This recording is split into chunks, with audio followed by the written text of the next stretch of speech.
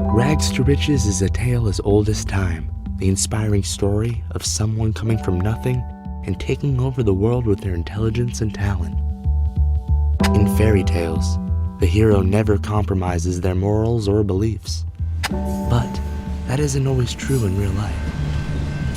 When Anna Delvey made headlines following her arrest in 2017, it opened our eyes to a whole culture of people faking it till they make it. By any means possible, desperate for fame, fortune, and reputation, some people will do anything to get what they want, even if it means destroying the lives of others. Anthony Enrique Ganac is one such person. A man who managed to fake a royal identity for 30 years. The story of this notorious con artist started back in 1970 when Anthony was born Jose Enrique Morano in Bogota, the capital city of Colombia.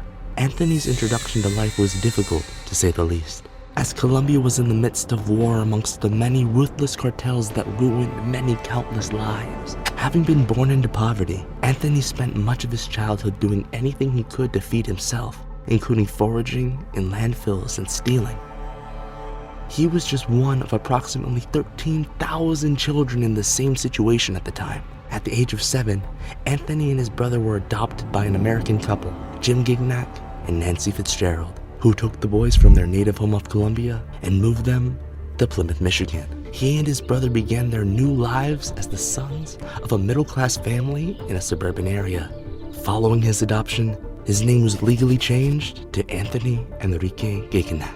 While this should have been a saving grace, the years of trauma Anthony survived couldn't simply be undone, and he struggled socially as he grew older. He would tell elaborate lies about his family, exaggerating his wealth, and even telling the other kids at school that his dad was a famous actor. Nobody took it too seriously at first. Kids lie and make up stories all the time. No one thought that Anthony's lying would be the start of a career as a major con artist. As early as 11 years old, Anthony started telling people that he was a Saudi Arabian prince. Notably, he once convinced a car salesman of this lie, so much so that the salesman picked Anthony up at the mall and gave him a ride in a Mercedes under the assumption his royal parents were interested in buying it.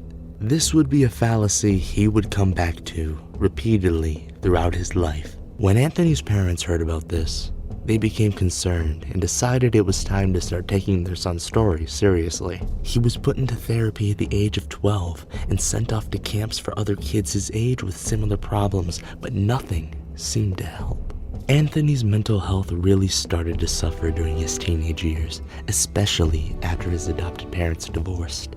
His brother was sent to live with his dad while he stayed with their mom, but he spent little to no time at his family home over the next several years, which were so bad that he had to spend time in psychiatric hospitals. Eventually, he was sent to live at a halfway house for troubled teens, but ran away when he was just 17 years old and became homeless. This would be the beginning of his career as a con artist. He met a family of Saudi origin right there in Michigan and convinced them that he was a member of their royal family. Despite this, they were hesitant to take him in until Anthony threatened a visit from his father's secret police unless they gave him a place to stay. Few people realize that it's scarily easy to fake being a part of the Saudi royal family. There are over 15,000 members of the royal family, including an inner circle of 2,000 relatives. Since so many family members are relatively unknown, it's surprisingly easy to convince everyday people that you're one of their many members. However, from the beginning, Anthony wasn't as talented as you might expect. For someone who kept up his fake identity for so long, the first issue was his ethnicity. Anthony wasn't Arab, which was obvious to many people who met him, especially those who were Saudi Arabian. The second was that he had made a lot of questionable decisions regarding his chosen identities, and despite his claims of wealth, he often didn't have the means to prove himself. He was first caught out not long after he started pretending to be Saudi Arabian royalty. He claimed to be Prince Adnan Khashoggi, a notorious arms dealer who was once the world's richest man. When the authorities caught wind that the prince was allegedly in Michigan, he was arrested It's not known what happened to Anthony following his arrest, but he turned up in Hollywood, California, just 2 months later, still pretending to be a prince. At this time, things became complicated in Anthony's story, so much so that the authorities would later fear for his safety. While in Hollywood, Anthony claimed he met and had relations with several legitimate members of the royal family. As homosexuality is illegal in Saudi Arabia, and the consequences of Anthony exposing them would be dire, he claims that they funded his lifestyle and allegedly allowed him to call himself a prince of the royal family. Anthony legally changed his name to Khalid bin Al Saud, the same name as a legitimate Saudi Arabian prince. He got carried away with his newfound status quickly, racking up huge bills from hotels, restaurants, limousine companies, and high fashion boutiques in Hollywood. He was arrested after failing to pay the bills, which he assured would be paid off by his father. But those promises never came true. However, some of the bills were, in fact, paid for in ways that corroborate Anthony's stories regarding his relationship with some of the princes. Allegedly, when he was arrested, he had legitimate credit cards registered under the names of an unknown Saudi prince. Despite all this, the royal family has strongly denied any affiliation with Anthony. But this revelation had the authorities concerned that they may try to get rid of Anthony for good. After a year behind bars for failing to pay his debts, Anthony was back out on the streets and spent the next several years continuing to live as Prince Khalid and traveling across the US. He spent extravagantly, dropping thousands on designer brands and staying in high-class hotels. He was caught and prosecuted 11 times throughout his conning career, but never spent more than a couple of years in prison. As time went on, his schemes became more risky and complicated, but somehow he managed to keep up the facade for years.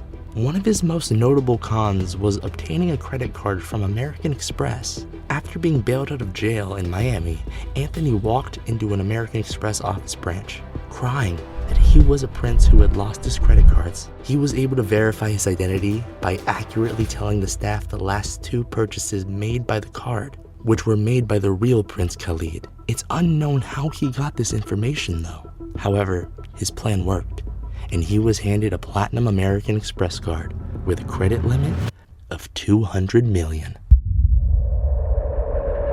He made bail numerous times by convincing attorneys of his royal status. He would tell them his version of events and promise that his father, the prince, would foot the bill once bail was posted. Sadly, more than one attorney fell for this con, but Anthony managed to get away with his fraudulent behavior by simply disappearing. In a country as large as the US, it's pretty easy for someone to drop off the map, then turn up in a random state and start a new life under a brand new identity. Anthony played this to his advantage, making his way across the country as Prince Khalid, then vanishing once his lies caught up to him. There are a couple of theories about why Anthony kept up his chaotic lifestyle for so long. One is that he never faced any real consequences. What's a few months in jail to someone who, in the grand scheme of things, has nothing to lose? The second is more reflective of Anthony's mental health. He was truly convinced he was a Saudi Arabian prince.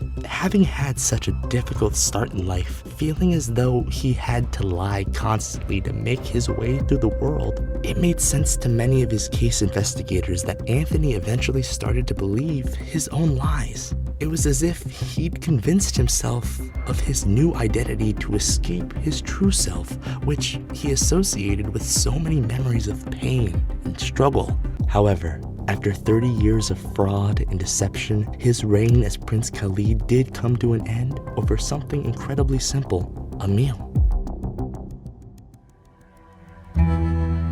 As his next move, Anthony contacted assistant manager Carl Williamson. Originally from the UK, Carl worked with many high-profile clients, and Anthony knew he'd jump at the chance to work with a Saudi Arabian prince. Not only did Carl go along with Anthony's false identity, he also encouraged it. He claimed to have known the Saudi royal family for decades and purchased diplomatic license plates for Anthony on eBay. He assisted Anthony in fraud by corroborating his tale to an investment banker who gave him a loan of $50,000. And then he met Jeffrey Sofer, one of the most powerful real estate moguls in the world. He was contacted by Anthony, of course, identifying himself as the prince, interested in purchasing a large portion of Fontainebleau, a luxury hotel in Miami Beach. Unlike many of his previous victims, Jeffrey and his well-established family saw the red flags of his story before handing over any money. However, they kept up appearances during meetings with Anthony until they had substantial evidence that he was committing fraud. Then came the night in 2017 when the Sofer family hosted Anthony for dinner at a prestigious restaurant, and he ordered prosciutto. Jeffrey knew straight away that something was wrong, wondering how a prince of a Muslim country could eat pork. Security personnel began investigating Anthony and quickly determined that he wasn't who he claimed to be and passed this information on to the State Department. Anthony quickly disappeared off the radar, but was caught up with quickly when he presented a fake passport while trying to board a plane at JFK. After swindling almost $8 million from investors, Anthony was finally arrested. He pled guilty to charges of impersonating a foreign diplomat, aggravated identity theft, wire fraud, and conspiracy to commit wire fraud. For his crimes, he was sentenced to 18 years behind bars. This time, his punishment would fit the crime. Anthony has since taken responsibility for his actions, saying at his sentencing, "The entire blame of the entire operation is on me, and I accept that." Despite this, the fallout from his case was massive. Members of the Saudi Arabian royal family, including the real Prince Khalid, had to make statements under oath that they had never affiliated with Anthony or any of his associates. Whether that's true, though, remains to be seen. But what's certain is, there's no chance of Anthony Gignac using their identities to cover his tracks.